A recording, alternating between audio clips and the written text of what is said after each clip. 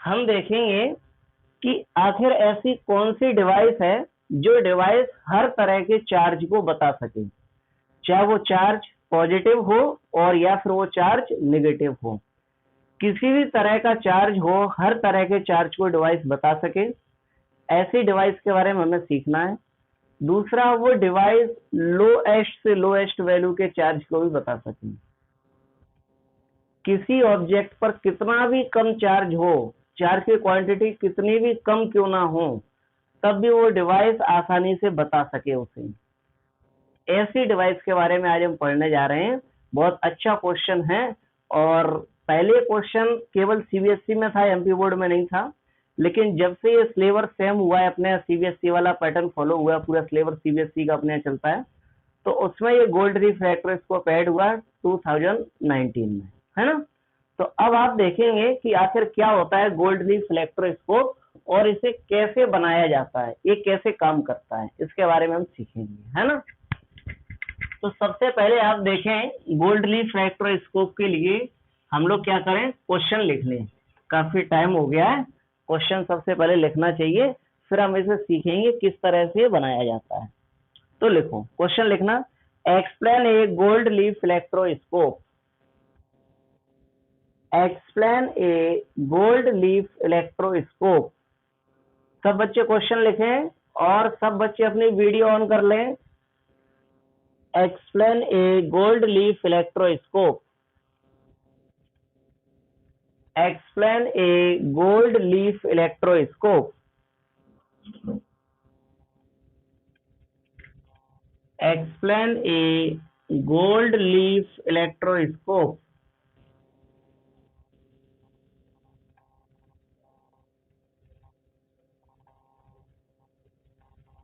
Explain ए gold leaf electroscope. लिख लिया। अब आप देखेंगे क्वेश्चन हम लिख चुके हैं, अब हमें इसका आंसर लिखना है कि गोल्ड लीफ इलेक्ट्रोस्कोप क्या होता है। तो हमने आपको अभी क्या बताया, ये क्या वर्क करता है गोल्ड लीफ इलेक्ट्रोस्कोप।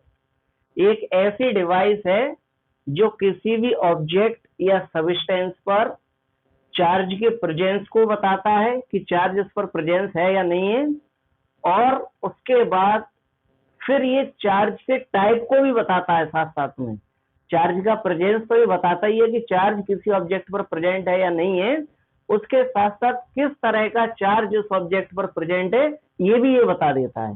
ये दोनों काम करता है, एक तो चार्ज के प्रेजेंस को बताता है, वो प्रेजेंट है चार्ज की नहीं, और दूसरा अगर चार्ज प्रेजेंट है तो किस तरह का चार्ज है, ये भी हम इससे सीख सकते हैं। दोनों चीजें ये बताता है gold leaf electroscope.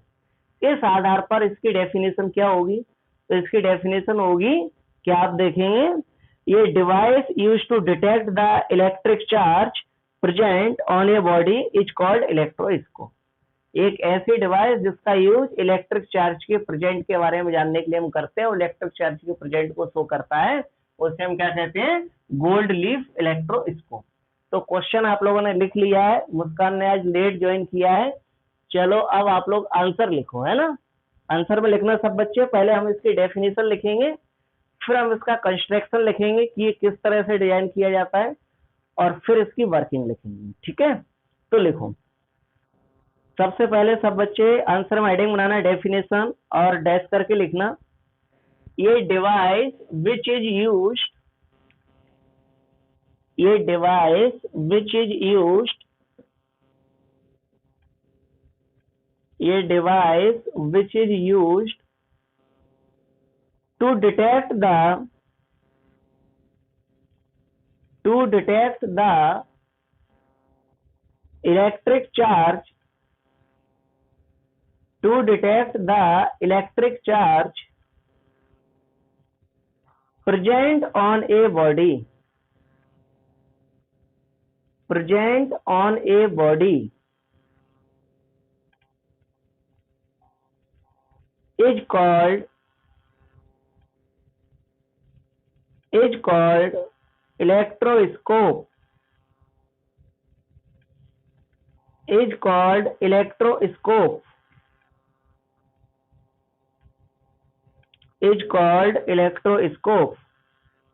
A device used to detect the electric charge present on a body is called electroscope. देख लिया, एक ऐसी डिवाइस जो किसी भी ऑब्जेक्ट पर चार्ज के प्रेजेंट को बताती है कि चार्ज प्रेजेंट है या नहीं, उसे हम क्या बोलते हैं, इलेक्ट्रोस्कोप। ठीक, अब हम देखेंगे कि इलेक्ट्रोस्कोप किस तरह से कंस्ट्रक्ट किया जाता है। गोल्ड लीफ इलेक्ट्रोस्कोप किस तरह से बनाया जाता है। कल भी हमने बताया था कि इसका नाम गोल्ड लीफ इलेक्ट्रोस्कोप इसलिए रखा गया है क्योंकि इसमें गोल्ड की फॉल होती है। क्या होती है, गोल्ड फॉल। गोल्ड फॉल समझते हो, बहुत ज्यादा पतली पॉलीथीन है ना, गोल्ड फॉल होती है। इतनी पतली फॉल होती है ये कि अगर कोई फूंक मार दे हवा से तो ये वैसी उड़ जाए, इतनी पतली होती है, गोल्ड फॉल होती है। और वो फॉल ही चार्ज के बारे में बताती है, इसलिए हम इसे बोलते हैं गोल्ड लीफ इलेक्ट्रोस्कोप। लेकिन इससे पहले आप लोगों का एक कॉन्सेप्ट तो क्लियर है ना चार्ज का, जो हम अक्सर आप लोगों से पूछते रहते हैं बार बार, बहुत जरूरी है। और ये हमारी हैबिट भी है कि जो चीज बोर्ड एग्जाम में बार बार पूछी जाती है, आना होती है, इंपॉर्टेंट चीज होती है, उसे बार बार हम पर डे लगभग कोशिश करते हैं बोर्ड पर बताने की, जब तक वो चैप्टर चलता है तब तक। क्या आप लोग का ये कॉन्सेप्ट क्लियर होगा कि अगर कहीं पर चार्ज पॉजिटिव या फिर नेगेटिव हो तो इस तरह के चार्ज को हम बोलते हैं लाइक चार्ज। कौन से चार्ज बोलते हैं, लाइक चार्ज, फिजिक्स की लैंग्वेज में। और ये लाइक चार्ज एक दूसरे को क्या करते हैं, रिपल करते हैं। क्या करते हैं, रिपल। इनके बीच में रिपल्सन फोर्स लगता है और ये चार्ज एक दूसरे को देख करके दूर भाग जाते हैं, रिपल करते हैं। और अगर एक चार्ज पॉजिटिव है और एक नेगेटिव है, अपोजिट चार्ज हो, तो ये क्या करते हैं एक दूसरे को, इन्हें पहले बोलते क्या है, इन्हें हम बोलते हैं अनलाइक चार्ज। और अनलाइक चार्ज एक दूसरे को क्या करते हैं, अट्रैक्ट। क्या करते हैं, अट्रैक्ट। इनके बीच में क्या लगता है, अट्रैक्शन फोर्स लगता है। ये अनलाइक चार्ज एक दूसरे को अट्रैक्ट करते हैं और लाइक चार्ज एक दूसरे को रिपल करते हैं। और लाइक चार्ज होते क्या है, सेम चार्ज को लाइक चार्ज बोलते हैं और अपोजिट चार्ज को अनलाइक चार्ज बोलते हैं। तो ये आप लोगों को पता होगा। ये कॉन्सेप्ट आपका क्लियर होना जरूरी है गोल्ड लीफ इलेक्ट्रोस्कोप के लिए। अब हम देखेंगे गोल्ड लीफ इलेक्ट्रोस्कोप बनाई कैसे जाती है, इसका कंस्ट्रक्शन आप लोग पहले समझिए। तो आप देखेंगे गोल्ड लीफ इलेक्ट्रोस्कोप में क्या होता है, एक गिलास बॉक्स होता है, ग्लास बॉक्स, हीरा ग्लास बॉक्स। ठीक है, ये ग्लास बॉक्स पूरी तरह से पैक रहता है। पूरी तरह से कैसा रहता है, पैक। पैक क्यों रखते हैं इसको, पैक का मतलब समझते हो, पैक इसलिए रखते हैं इसे अंदर कि इसके अंदर बिल्कुल भी एयर नहीं होना चाहिए। क्या नहीं होना चाहिए, एयर नहीं होना चाहिए। तो फिर क्या होगा, जहां पर एयर प्रेजेंट नहीं होती उसे क्या बोलते हैं, उसे बोलते हैं वैक्यूम। क्या बोलते हैं, वैक्यूम। ये नाम तो सुना होगा, नहीं सुना होगा तो अभी आने वाला है, फिजिक्स में बार बार आएगा। वैक्यूम, जहां पर एयर प्रेजेंट ना हो, फ्री स्पेस में जैसे आप देखते हो एयर नहीं होती तो क्या होता है, वैक्यूम। तो इसके अंदर हमें वैक्यूम रखना है, एयर इसके अंदर बिल्कुल भी नहीं होना चाहिए, पूरी तरह से खाली होना चाहिए। तो इसके लिए हम क्या करते हैं, ये आपने ग्लास बॉक्स बनाया, हम यहाँ लिख देते हैं कि हमने एक ग्लास बॉक्स बनाया है। सब बच्चे अच्छे से देखना है इसका कंस्ट्रक्शन, ग्लास बॉक्स। इस ग्लास बॉक्स में हम पहले तो क्या करते हैं, एक रॉड लगाते हैं।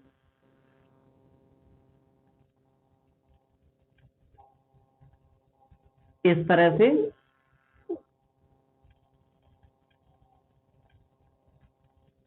देखो, हम मैथमेटिक्स वाले हैं, या मैथमेटिक्स वालों के डायग्राम ज्यादा सही बनते नहीं है। अब ये रॉड है, आप सोच रहे हो रॉड कैसे लटकी है बीच में, रॉड ऐसे लटकी नहीं है, यहाँ पर एक कॉर्क लगा हुआ है। क्या लगा है, कॉर्क। किसका, रबड़ का कॉर्क। टाइटली बाउंडेड रहता है रबड़ का कॉर्क, जानते हैं ना, केमिस्ट्री में देखा होगा। ये रबड़ का कॉर्क लगा हुआ है, हमने लिख दिया कॉर्क,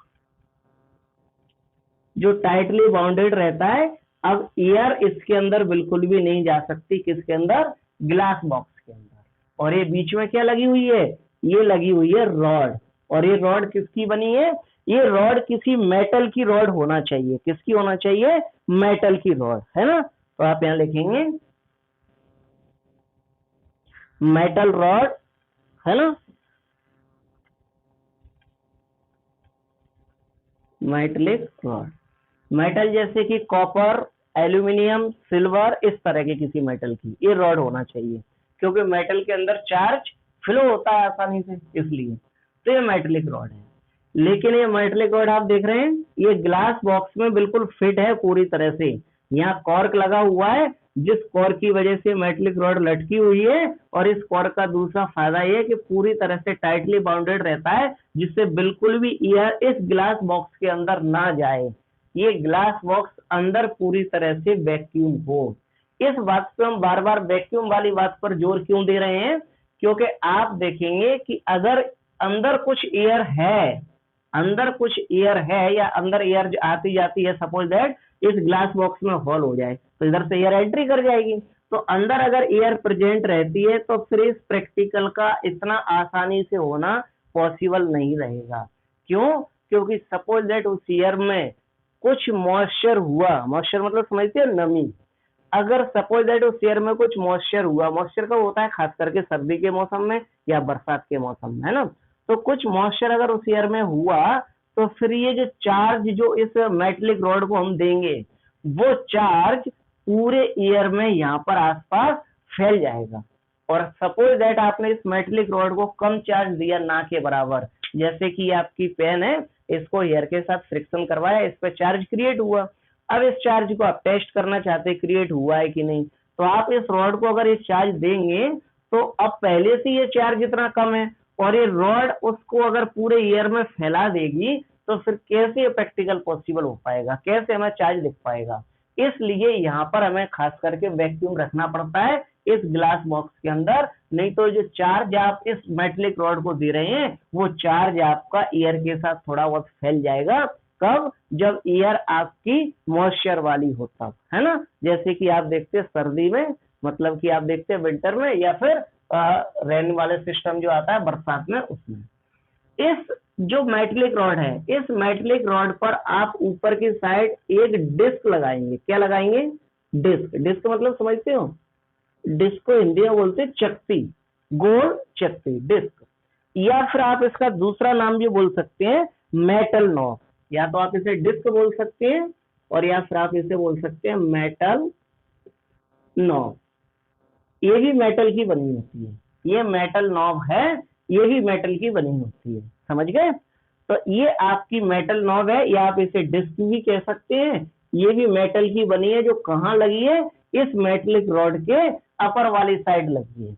और अब ये जो मेटलिक रॉड है इसका लोअर साइड है, ये वाला लोअर एंड, नीचे वाला, ये वाला बॉटम जिसे बोलेंगे, इस पर हम दोनों साइड, एक इस साइड और एक इस साइड, हम गोल्ड फॉल लगा देंगे। क्या लगा देंगे? गोल्ड की फॉल लगा देंगे, है ना, जैसे हम गोल्ड लीफ भी बोलते हैं, गोल्ड फॉल या फिर गोल्ड लीफ। ठीक, ये गोल्ड फॉल या गोल्ड लीफ हम जो लगा रहे हैं वो इतनी हल्की लगाएंगे, यहाँ पर गोल्ड लीफ इतनी हल्की लगाएंगे, हमने अभी बोला भी था कि अगर हवा चले, आप में से कोई भी फूंक मार दे तो ये वैसी हवा से हिलने लगे। आप समझते हैं फॉल कितनी पतली होती है? तो ये फॉल ही है, पॉलीथीन की तरह, है ना। तो आप देखेंगे हमने यहाँ पर गोल्ड फॉल लगा दी है, लेकिन सोचने वाली बात है कि हम यहाँ इतने महंगी चीज यहाँ क्यों लगा रहे हैं गोल्ड फॉल, कोई सस्ता आइटम लगा लो ना, वो ज्यादा ठीक रहेगा। तो गोल्ड फॉल यहाँ पर लगाने की वजह ये है कि गोल्ड एक ऐसी मेटल है जो आपकी इलेक्ट्रिसिटी के लिए सुपर कंडक्टर मानी जाती है। खास करके केमिस्ट्री वाले तो गोल्ड को सुपर कंडक्टर मानते हैं, फिजिक्स में आप लोग किसको मानते हैं? सिल्वर को, है ना। लेकिन जो केमिकल प्रॉपर्टी के बेस पर देखा जाता है वो गोल्ड को सुपर कंडक्टर मानते हैं। तो ये गोल्ड क्या एक सुपर कंडक्टर का वर्क करती है, इस पर कितना भी चार्ज आए उस चार्ज का लॉस नहीं होता है गोल्ड लीफ पर, और ये आसानी से रिएक्ट करती है चार्ज के अकॉर्डिंग, आसानी से रिएक्ट करती है। और दूसरा फायदा कि गोल्ड अपने आप में सबसे सॉफ्ट मेटल होती है, ये भी आपको पता है, और इसे कितना भी थिन बनाया जा सकता है।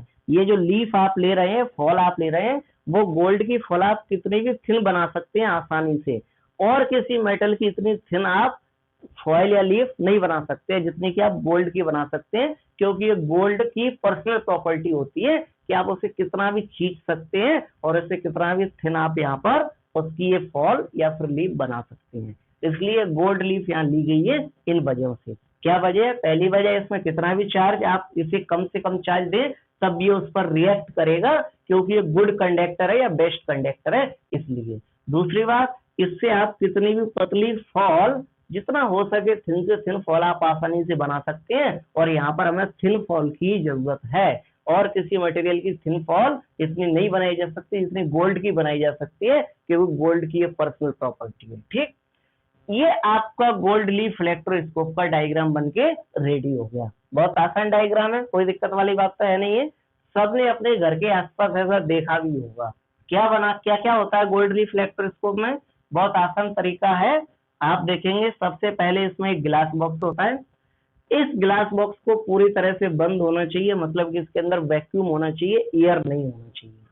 दूसरी बात, फिर इस ग्लास बॉक्स में एक यहाँ रॉड लगी होगी। ये रॉड किसी मेटल की होगी, जैसे कि कॉपर, सिल्वर, एल्यूमिनियम, किसी भी मेटल की, इसे बोलेंगे मेटलिक रॉड। ठीक है, और इस मेटलिक रॉड को एक कॉर्क से पूरी तरह से टाइटली बॉन्ड कर देंगे इस ग्लास बॉक्स के साथ, जिससे कोई एयर इसके अंदर ना जाए। और दूसरी बात कि फिर ये जो आपकी मेटलिक रॉड है वो फिट रहे इस कॉर्क के अंदर, ऊपर नीचे ना जाए, है ना। और इसके बाद हम क्या करते हैं, इस मेटलिक रॉड का जो टॉप वाला पोजीशन है ऊपर वाला, इस पर एक मेटल नॉब या फिर डिस्क लगी होती है। ये भी मेटल की बनी होती है, रॉड के ऊपर लगी है, ये भी मेटल की बनी होती है। ठीक है, और इसका जो बॉटम वाला पार्ट है नीचे वाला, इसमें हम एक एक इस साइड क्या करते हैं, गोल्ड की फॉल लगा देते हैं। लेकिन याद रखना, फॉल ओनली दो ही लगाना है, दिख रही है, 1 और 2, दो गोल्ड की फॉल लगा देते हैं, ये या लीफ लगा देते हैं, इसे हम गोल्ड लीफ कहते हैं। अब हमने आपको बताया कि इसके अंदर वैक्यूम ही क्यों रखना है, एयर क्यों नहीं रखना है, क्योंकि जो चार्ज देंगे वो एयर में फैल सकता है इसलिए। लेकिन कब? जब एयर के अंदर मॉइस्चर हो तब। इसीलिए ये जो प्रैक्टिकल आज हम यहाँ पे आपको बता रहे हैं, ये प्रैक्टिकल कभी भी रेनिंग सिस्टम में नहीं करना चाहिए, क्योंकि रेनिंग सिस्टम में इसके सक्सेस होने के चांस कम बनते हैं। उसके पीछे वजह कि जो चार्ज इसको दिया जाता है, अभी ऊपर हम बताएंगे, वो चार्ज क्या होता है, एटमॉस्फेयर में फैल जाता है, किसके? एयर के जरिए, है ना। तो आप देखेंगे कैसे इसमें प्रैक्टिकल किया जाता है। तो सबसे पहले देखना है, तो इसका कंस्ट्रक्शन हो गया, बहुत सिंपल कंस्ट्रक्शन है। अब आप इसकी वर्किंग देखेंगे, और सब बच्चे वर्किंग बहुत अच्छे से देखना, फुल कॉन्सेंट्रेट करके सामने, कि ये कैसे वर्क करता है गोल्ड लीफ इलेक्ट्रोस्कोप, कैसे ये किसी ऑब्जेक्ट पर चार्ज के प्रेजेंस को और उसके टाइप को बता सकता है कि इसके अंदर किस तरह का चार्ज प्रेजेंट है। तो आप देखेंगे कि हमें जिस ऑब्जेक्ट का चार्ज पता करना है कि ये ऑब्जेक्ट चार्ज है या अनचार्ज है, उस ऑब्जेक्ट को लेके आते हैं सबसे पहले। तो हमने आपको बताया था जब आप लोगों ने ये लाइक अनलाइक चार्ज वाला क्वेश्चन पढ़ा था, और इसमें आपने एक एक्सपेरिमेंट पढ़ा था, ब्रेंजलिन फ्रैंकलिन का एक्सपेरिमेंट, अमेरिकन साइंटिस्ट थे, उन्होंने बताया था कि लाइक चार्ज रिपल करते हैं और अनलाइक चार्ज अट्रैक्ट करते हैं। तो उसमें हमने देखा था कि ये ग्लास रॉड को हम क्या कर रहे थे, सिल्क के एक पीस के साथ जब आप देख रहे थे कि फ्रिक्शन करवा रहे थे, तो फ्रिक्शन के बाद ग्लास रॉड पर क्या हो रहा था, पॉजिटिव चार्ज क्रिएट हो रहा था। उस प्रैक्टिकल में आपने देखा था। तो सपोज दैट हम एक ग्लास रॉड लेके आते हैं, ये ग्लास रॉड लेके आए, इस ग्लास रॉड पर सपोज दैट पॉजिटिव चार्ज है। एक एग्जांपल मान लो, इस रॉड पर चार्ज है, या आप देखें कि ये पेन है, यही मान लो, और इस पेन को हमने हेयर के साथ फ्रिक्शन करवाया, और आपको पता है फ्रिक्शन के दौरान इस पर चार्ज क्रिएट होता है। अब इस पर चार्ज क्रिएट हो चुका है। अब हमें इस गोल्ड लीफ इलेक्ट्रोस्कोप से ये पता करना है क्या वाकई में इस पर चार्ज क्रिएट हो चुका है या नहीं। तो अब हम इस पेन को या मान लो इस रॉड को इस तरह से लेकर के जाएंगे, कहां पर, इस गोल्ड लीफ इलेक्ट्रोस्कोप की जो मेटल नॉब है, इस मेटल नॉब के पास, इस डिस्क के पास। ये डिस्क बनाई ही इसलिए गई है इस डिस्क के पास आप उस ऑब्जेक्ट को लेकर के जाएंगे जिस ऑब्जेक्ट पर आप चार्ज के बारे में जानना चाहते हैं कि ये चार्ज है या अनचार्ज है। उस ऑब्जेक्ट को आप जाकर के मेटल नॉब से टच करेंगे। क्या करेंगे? उस ऑब्जेक्ट को जाकर के मेटल नॉब से आप टच करेंगे और मान लो सपोज दैट इस ऑब्जेक्ट में चार्ज है, कोई भी चार्ज हो, पॉजिटिव या नेगेटिव, उससे हमें कोई लेना देना नहीं है। सपोज दैट इस ऑब्जेक्ट में चार्ज है और ये ऑब्जेक्ट आपने किससे टच किया है? इस गोल मेटल नॉब से। तो आप जैसे इस ऑब्जेक्ट को मेटल नॉब से टच करेंगे तो आप सब बच्चे जानते हैं कि मेटल तो कंडक्ट करती है इलेक्ट्रिसिटी को, चार्ज को कंडक्ट करती है, फ्लो होने देती है। तो ये जो चार्ज है इस ऑब्जेक्ट से इस मेटल नॉब पर आ जाएगा, एंट्री करेगा। करेगा कि नहीं करेगा? जिस ऑब्जेक्ट पर चार्ज है उसको आपने मेटल नॉब से टच किया और अगर इस पर चार्ज है तो किस पर आ जाएगा? मेटल नॉब पर आ जाएगा। क्यों? क्योंकि आपने उसे मेटल नॉब से टच कर दिया इसलिए। और जब ये चार्ज मेटल नॉब से टच हुआ और मेटल नॉब पर चार्ज आया तो अब ये चार्ज कहाँ जाएगा? अब ये चार्ज मेटल रॉड के अंदर जाएगा। क्यों? क्योंकि जो मेटल नॉब है वो मेटल रॉड के ऊपर ही तो लगी है। तो अब ये चार्ज मेटल नॉब से किसके पास जाएगा? मेटल रॉड के पास। ठीक है, मेटल रॉड के पास यहाँ पहुंच गया।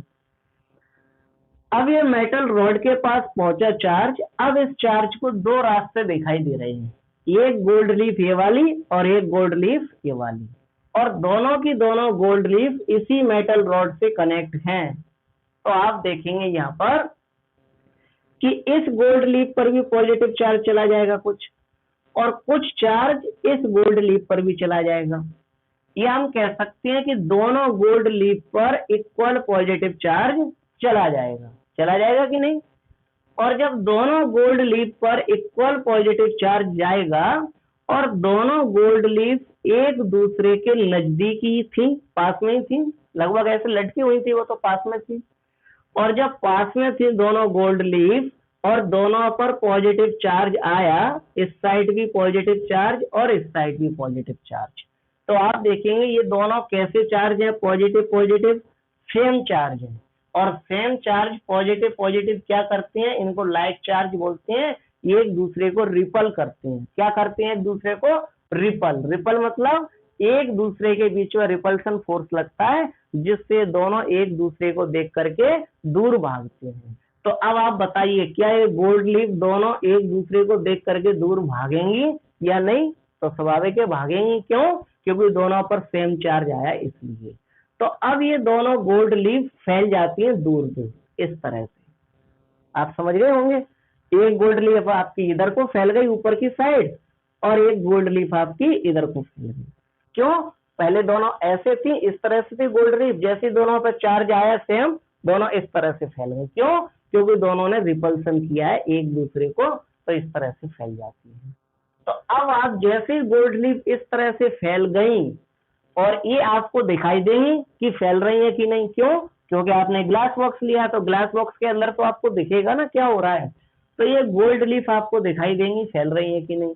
और जैसे ये गोल्ड लीफ फैल गई तो आप कह सकते हैं कि इस ऑब्जेक्ट पर चार्ज है, पर ये नहीं बता सकते कौन सा चार्ज है, लेकिन आप कह सकते हैं इस ऑब्जेक्ट पर चार्ज जरूर है, क्योंकि वो चार्ज मेटल नॉब पर गया, क्योंकि हमने ऑब्जेक्ट मेटल नॉब से टच किया था इसलिए, तो वो चार्ज मेटल नॉब पर गया, मेटल नॉब से आपका मेटेलिक रॉड पर गया, मेटेलिक रॉड से आपका गोल्ड लीफ पर गया, और गोल्ड लीफ पर सेम चार्ज पहुंचने की वजह से गोल्ड लीफ ने एक दूसरे को रिपल्सन किया और रिपल्सन करके वो ऐसे दूर दूर फैल गई।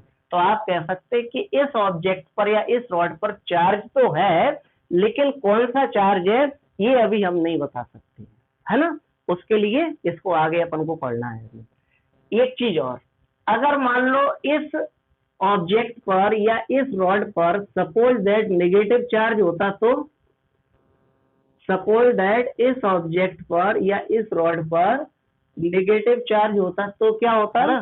देखो, तो सपोज दैट अगर आप कोई दूसरा ऑब्जेक्ट लेके आते हैं या दूसरी रॉड लेके आते हैं और वो रॉड पे अगर नेगेटिव चार्ज होता तो क्या होता?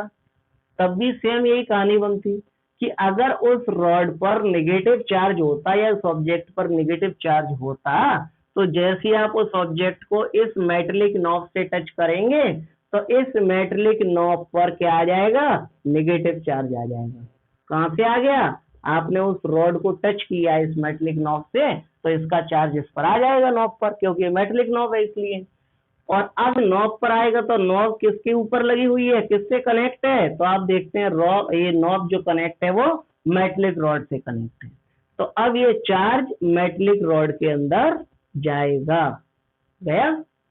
और इसके बाद आप देखेंगे फिर कि ये चार्ज मेटेलिक रॉड के अंदर जाएगा तो फिर कहां पहुंचेगा, फिर उस मेटेलिक रॉड से कनेक्ट नीचे गोल्ड लीफ के पास पहुंचेगा।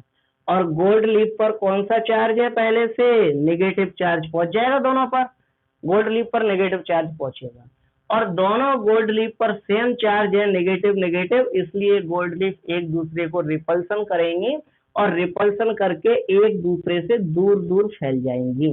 इस तरह से, पहले इस तरह से थी नॉर्मल, लेकिन दोनों पर नेगेटिव चार्ज आया तो रिपल्सन होकर के दूर दूर फैल जाएंगे, क्योंकि सेम चार्ज है तो रिपल्सन करेगा। तो इस तरह से हम किसी ऑब्जेक्ट का ये तो पता कर सकते हैं कि इस ऑब्जेक्ट पर चार्ज है या ये ऑब्जेक्ट अनचार्ज है, मतलब कि इस ऑब्जेक्ट पर चार्ज है या फिर नहीं है, ये तो हम पता कर सकते हैं बड़ी आसानी से, है ना। लेकिन ये कैसे पता करना सीखें कि ये चार्ज किस टाइप का है, पॉजिटिव या फिर नेगेटिव। क्योंकि अभी तो हमने ये सीखा कि अगर किसी ऑब्जेक्ट पर चार्ज होगा तो वो मेटल नॉब पर आएगा, मेटल नॉब से रॉड पर आएगा, रॉड से गोल्ड लीफ पर आएगा, और दोनों गोल्ड लीफ पर सेम चार्ज आने की वजह से गोल्ड लीफ पर क्या होगा, रिपल्सन, और गोल्ड लीफ फैल करके दूर दूर हो जाएंगे, तो पता चल जाएगा कि इस पर चार्ज है, इसलिए गोल्ड लीफ एक दूसरे को रिपल्सन कर रही है। लेकिन ये नहीं पता चलेगा किस तरह का चार्ज है ना। तो फिर किस तरह का चार्ज है ये कैसे पता चलेगा, इसके लिए हमें क्या करना पड़ेगा, है ना। अभी मीटिंग का टाइम आ गया बेटा, अगर मीटिंग एंड हो जाए तो आप लोग इसी लिंक से फिर से रिज्वाइन कर लेना सब बच्चे, ठीक है। हाँ, तो ये किस तरह का चार्ज है इसे पता करने के लिए आप क्या करेंगे, देखें। इसे पता करने के लिए हमें इसमें आगे एक स्टेप और फॉलो करना पड़ेगा, और वो अगला स्टेप अपन को ये फॉलो करना है इसमें, ये कि अब आप एक नहीं दो रॉड लेकर के आएंगे या फिर दो कोई ऑब्जेक्ट लेकर के आएंगे। कितना ऑब्जेक्ट लेकर के आएंगे, आप एक की बजाय अब दो ऑब्जेक्ट लेकर के आएंगे। ऐसा क्यों, ऐसा इसलिए क्योंकि हमें अब पता करना है कि किस टाइप का चार्ज ऑब्जेक्ट पर है। देखो, ये मेटेलिक रॉड है और ये इसमें लगी हुई है गोल्ड लीफ, ठीक है। देखो, अरे यही तो प्रॉब्लम है। हाँ देखो, अब आपने क्या किया, सपोज दैट कि आप दो ऑब्जेक्ट इस तरह से लेके आएंगे जिसमें से एक ऑब्जेक्ट का चार्ज तो आपको पहले से पता होगा, तब आप दूसरे ऑब्जेक्ट का चार्ज पहचान सकते हैं। कब, जब आपको एक ऑब्जेक्ट का चार्ज पहले से पता हो तब आप दूसरे ऑब्जेक्ट का चार्ज पहचान सकते हैं। ये वाला स्टेप थोड़ा ज्यादा अच्छे से देखना, स्टेप थोड़ा सा टफ है इसलिए।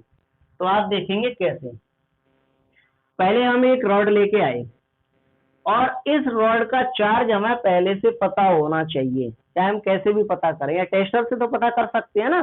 टेस्टर तो प्लस वाले पर तो टेस्टर चली जाता है, रेड लाइट दिखाता है, अपना रेड सिग्नल दिखाता है। तो आप एक ऑब्जेक्ट लेके आए जिस पर आपको पहले से पता है कि इस ऑब्जेक्ट पर प्लस का चार्ज है, आपने कैसे पता कर लिया, टेस्टर से पता कर लिया, है ना। लेकिन याद रखना कि यहाँ पर आप एसी करंट वाले वायर लेके ना आए, या एसी करंट वाला ऐसा कोई मटेरियल लेके ना आए, नहीं तो चिंगारी निकल जाएगी, लाइट फॉल्ट होगी। कैसे, देखो, आप यहाँ पर एक ऑब्जेक्ट पहले से लेके आए जिसका चार्ज आपको पता है कि इस पर पॉजिटिव चार्ज है, और इस ऑब्जेक्ट को या इस रॉड को ला करके आपने टच किया किससे, मेटल नॉब से, ठीक है। और जैसे आप मेटल नॉब से टच करेंगे तो पूरी मेटल नॉब पर क्या होगा, पॉजिटिव चार्ज फैल जाएगा, क्योंकि आपने पॉजिटिव चार्ज वाली रॉड को टच किया है। और फिर ये चार्ज मेटल नॉब से कहाँ पहुंचेगा, इस मेटल रॉड के अंदर पहुंचेगा। और जब मेटल रॉड के अंदर पहुंचेगा तो फिर वहां से कहाँ पहुंचेगा, वहां से गोल्ड के पास पहुंचेगा। पहुंच गया गोल्ड के पास, गोल्ड फॉल जिसे कहते हैं, गोल्ड लीफ कहते हैं। और जब ये गोल्ड लीफ के पास पहुंचेगा तो दोनों गोल्ड लीफ एक दूसरे को रिपल्सन करेंगे सेम चार्ज होने की वजह से, और रिपल्सन करके दूर दूर फैल जाएंगी। ठीक है, इसमें तो हमें कुछ देखना नहीं है यहाँ तक अभी तो, क्योंकि इसका चार्ज हमें पहले से पता ही है कि इस पर पॉजिटिव चार्ज है। अब हम दूसरी रॉड लेकर के आएंगे, जिस रॉड का हमें ये पता करना है कि आखिर इस रॉड पर कौन सा चार्ज है। ध्यान से देखिए, ये हम कोई दूसरी रॉड लेकर के आए हैं और इस रॉड पर कोई चार्ज तो है या नहीं भी हो, और हमें पता करना है कि इस रॉड पर कौन सा चार्ज है, ये हमें पता करना है। मतलब कि किस टाइप का चार्ज है, पॉजिटिव या फिर नेगेटिव। ये जो दूसरी रॉड लाए हैं उस पर किस टाइप का चार्ज है, ये हमें पता करना है। तो आप देखेंगे क्या होगा कि जैसे ही आप इस दूसरी रॉड को इस मेटल नॉब से टच करेंगे, ध्यान से समझना, जैसे ही आप इस दूसरी रॉड को इस मेटल नॉब से टच करेंगे और मेटल नॉब से टच करने के बाद अगर ये गोल्ड फॉल और भी ज्यादा रिपल्सन करने लगे और भी ज्यादा दूर दूर फैलने लगे, जैसे कि अभी इतना फैल रही है फिर इतना फैलने लगे, और भी ज्यादा रिपल्सन करने लगे और भी ज्यादा दूर दूर फैलने लगे, तो आप कहेंगे कि इस जो दूसरे वाली रॉड है इस पर भी वही चार्ज होगा जो चार्ज इस पर है, पहली वाली पर है। मतलब कि अगर पहली वाली पर पॉजिटिव चार्ज है तो इस दूसरी वाली रॉड पर भी पॉजिटिव चार्ज होगा। ऐसा क्यों, अब आप समझ ही गए होंगे ऐसा क्यों। क्योंकि इस पर तो पहले से पॉजिटिव चार्ज था, जो पॉजिटिव चार्ज इस गोल्ड लीफ के पास पहुंच रहा था उस वजह से गोल्ड लीफ पहले से एक दूसरे को रिपल्सन कर रही थी। लेकिन जैसे ही आपने दूसरी रॉड को टच किया तो जरूर दूसरी रॉड पर भी कहीं ना कहीं पॉजिटिव चार्ज होगा, और इस रॉड को टच करने के बाद इस मेटल नोब को अब और भी ज्यादा पॉजिटिव चार्ज मिलेगा, या कहें डबल पॉजिटिव चार्ज मिलेगा। क्यों, एक तो ये रॉड पहले से दे ही रही थी और दूसरा ये देने लगी टच करने के बाद, तो अब इस मेटल नॉब को डबल पॉजिटिव चार्ज मिलेगा, और डबल पॉजिटिव चार्ज मिलेगा तो ज्यादा चार्ज इस रॉड से होता हुआ गोल्ड लीफ पर पहुंचेगा, और जब गोल्ड लीफ पर ज्यादा चार्ज पहुंचेगा तो दोनों गोल्ड लीफ के बीच में रिपल्सन फोर्स भी ज्यादा लगेगा, और उस वजह से दोनों गोल्ड लीफ एक दूसरे को ज्यादा रिपल करेंगी और पहले से भी और ज्यादा दूर दूर फैल जाएंगी। जब वो ज्यादा रिपल कर रही है तो और ज्यादा दूर दूर फैल जाएंगी। तो आप समझे कि अगर दूसरी रॉड को टच करने के बाद अगर ये गोल्ड लीफ और ज्यादा दूर दूर फैल जाए तो आप समझ लेना कि जरूर इस रॉड पर वही चार्ज है जो पहले वाली पर था, क्योंकि इस पर सेम चार्ज होगा तो इस वजह से दोनों का चार्ज इंक्लूड होकर के ज्यादा हो गया, और ज्यादा चार्ज जब लीफ पर पहुंचा तो अब वो पहले के कंपैरिजन में रिपल्सन ज्यादा कर रही है, इसलिए और ज्यादा दूर दूर हो गई है। समझ गए बात को। इस तरह से आप अंदाजा लगा सकते हैं कि दूसरे वाली रॉड पर वही चार्ज है जो पहली वाली पर है। लेकिन अगर मान लो सपोज दैट ये पहले के कंपैरिजन में और ज्यादा दूर दूर ना फैले, मान लो ये जितना रिपल्सन कर रही थी उससे और ज्यादा रिपल्सन ना करें, बल्कि इस दूसरी रॉड को टच करने के बाद, इस दूसरी रॉड को इस मेटल नॉब से टच करने के बाद ये और ज्यादा ना फैले और ज्यादा रिपल्सन ना करें, बल्कि एक दूसरे के कुछ नजदीक आ जाएं, एक दूसरे के कुछ पास आना शुरू कर दें, एक दूसरे के कुछ नजदीक आना शुरू कर दें। तो इसका क्या मतलब है, तो इसका मतलब है कि जरूर इस दूसरी वाली रॉड पर कौन सा चार्ज होगा, जरूर इस दूसरी वाली रॉड पर पहली वाली रॉड की तुलना में अपोजिट चार्ज होगा। पहली वाली रॉड के कंपेयर में इस सेकंड रॉड पर अपोजिट चार्ज होगा। ये बात हम कैसे अंदाजा लगा सकते हैं, कैसे कह सकते हैं, तो आप देखेंगे कि ये जो सेकंड रॉड है, अगर इमेजिन करें फर्स्ट पर पॉजिटिव था जिसका चार्ज हमें पहले से पता है, तो सेकंड पर कौन सा चार्ज होगा? नेगेटिव। नेगेटिव या अपोजिट होता है पॉजिटिव का, तो सेकंड पर नेगेटिव होगा। और जैसे आप सेकंड रॉड को इस मेटल नॉब से टच करेंगे तो अब आप देखेंगे टच करने के बाद ये नेगेटिव चार्ज भी मेटल नॉब के अंदर जाएगा और पॉजिटिव चार्ज तो पहले से मेटल नॉब के अंदर जा ही रहा था। तो जब ये नेगेटिव चार्ज इस सेकंड वाली रॉड का इस मेटल नॉब के अंदर पहुंचेगा, ये माइनस, तो ये माइनस वाला नेगेटिव चार्ज इसके प्लस वाले चार्ज को क्या करेगा? कम करेगा। क्या करेगा? कम। माइनस प्लस को क्या करता है? खत्म कर देता है, कम कर देता है। तो इस रॉड का जब माइनस वाला चार्ज यहाँ पहुंचेगा मेटल नॉब पर, तो जो पहले से प्लस का चार्ज प्रेजेंट है उसे वो कम करेगा या खत्म करने की कोशिश करेगा अकॉर्डिंग टू अपनी पावर के, कि कितना चार्ज है वो, है ना।